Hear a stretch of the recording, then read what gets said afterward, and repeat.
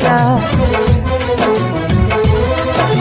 ममता के अनमोल खजाना कबो न दिल से तेजा, धड़केला हरदम बेटा खाती माई के करेजा, कुहकेला हरदम बेटा खाती माई के करेजा। ए भैया, आज हम जौन सुनावत तानी अपना माई से सुन ले बनी कि माई के ममता का होला और बेटा के दिल का होला।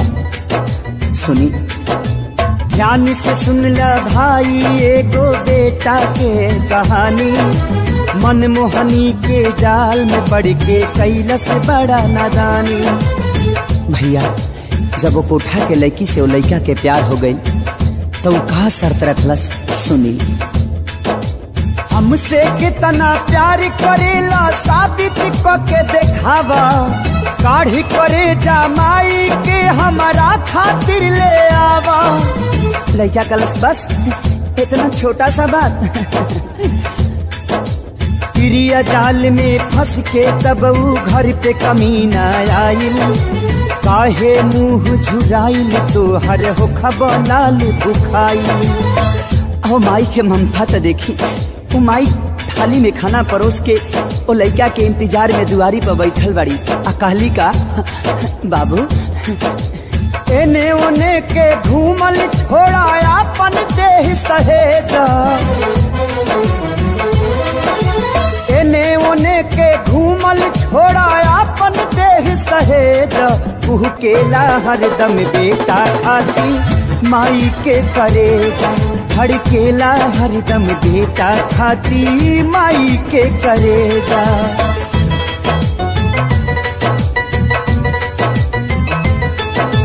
इतना पर भी ऊ कपूत बैठल माई के पंजरा, खाए लागल खाना माई हाके लगली अचरा। कैसे कि माई पड़ोसी से पैंचा आटा मांग के लिए अली और 4 गो रोटी बनौली। घर में बिना ना रहे ताचरा के हवा हाँक हाँक और ओकरा मुंह में रोटी खियावे लगली। अपने पानी पी के सुत गई, लेकिन वो बेटा कैलस का खींच के खंजर सीना में मरल सबू अपना माई के, काढ़ी करे जा लेके चलल ना आइल दर्द कसाई के। ठोकर से जब गिरल करे जा कहलस ममता जागल, हे बचवा कहीं पैर में तोहरा चोट त नहीं लागल।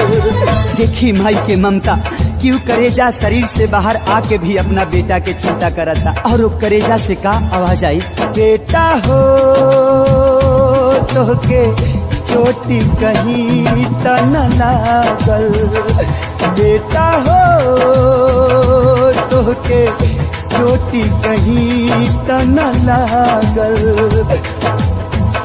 और आखिरी बार वो करेजा से का आवाज आवता, सुनी जहाँ जाए के बात हके जल्दी उठा के ले जा,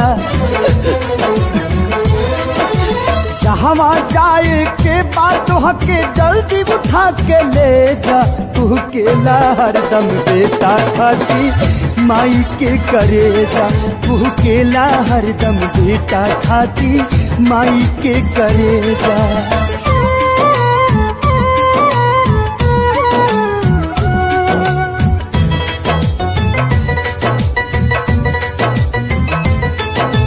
देख करेजा कहलस देखा के तना हई दीवाना हम, तोहरा खातिर माई के भी कैनी याद बेगाना हम।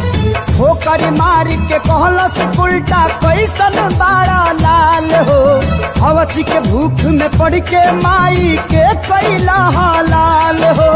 आज तलक न देखनी तोहरा जैसन पूती कसाई के, हमर कहो खबर पापी जब न भैला अपना माई के। कहियो तू हमरो के छोड़बा सटकल तोर भेजा, कहियो तू हमरो के छोड़बा सटकल तोहर भेजा, तू केला हरदम बेटा खाती माई के करेजा, धड़केला हरदम बेटा खाती माई के करेजा।